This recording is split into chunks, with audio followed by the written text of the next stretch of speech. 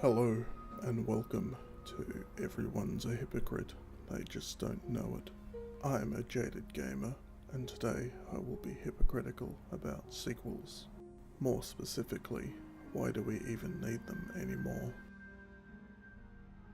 Game development today is, for the most part, more streamlined than ever before.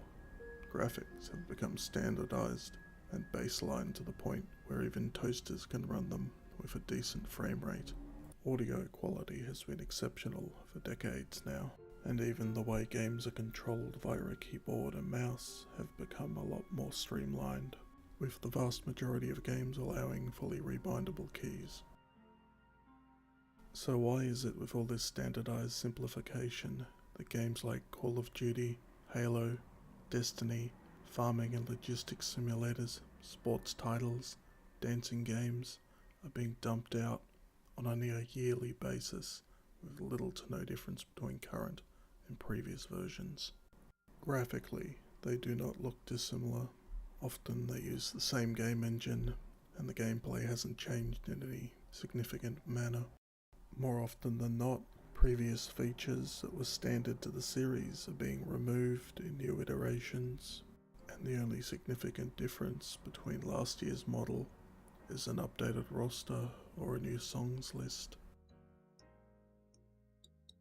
Thankfully, I never got into these types of games, so I won't comment further on game series I have little experience with, but that won't stop me bringing them up as examples. Now, onto a game I do have some interest in.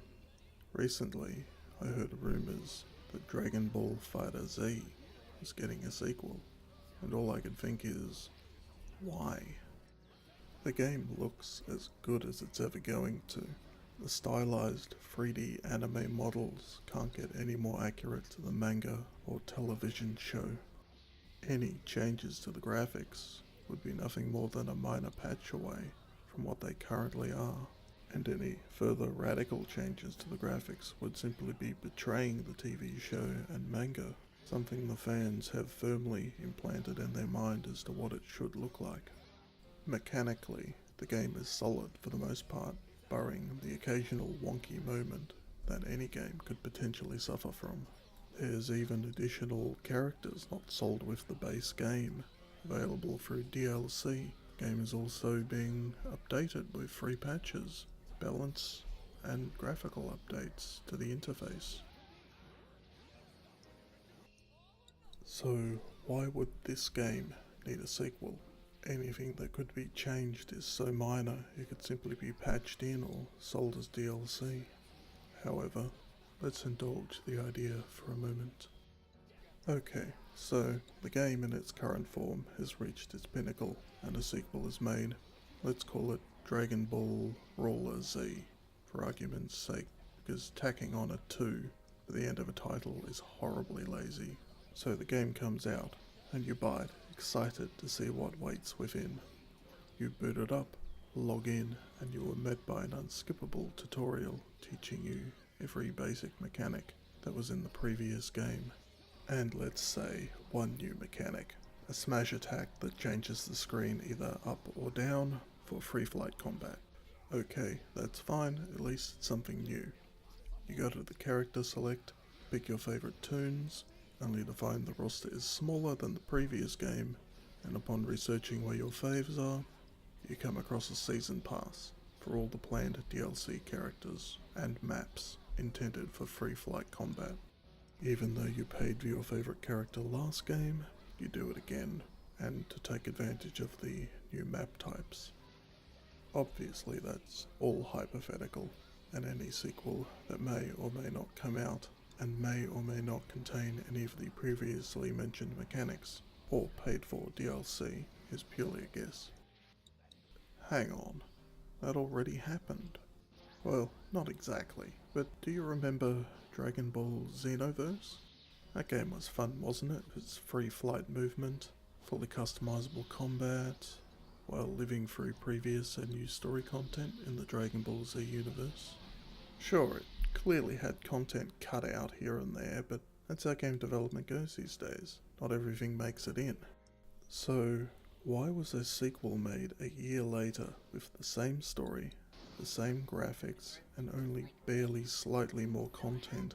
Why couldn't Xenoverse simply have been updated with a content patch, or even have additional content sold as DLC? There's nothing in Xenoverse 2 that is so far removed either graphically or mechanically that it couldn't have been either updated or simply included in the original Xenoverse title. It was made into a sequel because they knew we would buy it anyway. So we have discussed a hypothetical sequel and an unmerited sequel. What about a deserving sequel? The best example I could come up with was the Wizardry series, entries 6, 7, and 8. Wizardry 6, Bane of the Cosmic Forge, released in 1990, is a graphically dated first-person dungeon crawler with an expansive story and massive world to explore, filled with terrifying beasts and monsters intent on stopping you from finding the forge.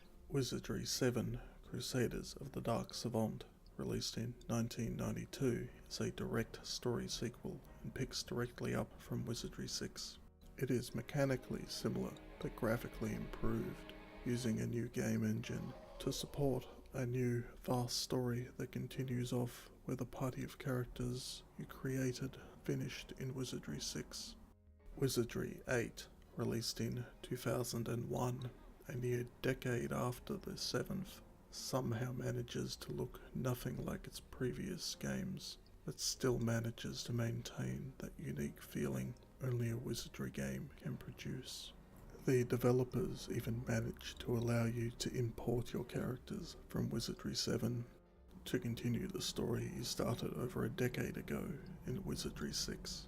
I can only imagine the difficulty extrapolating information from a DOS file and converting it to a file usable by what was at the time either Windows XP 98 or 95. So why do I consider these sequels okay, but something like Xenoverse 2 to be not okay?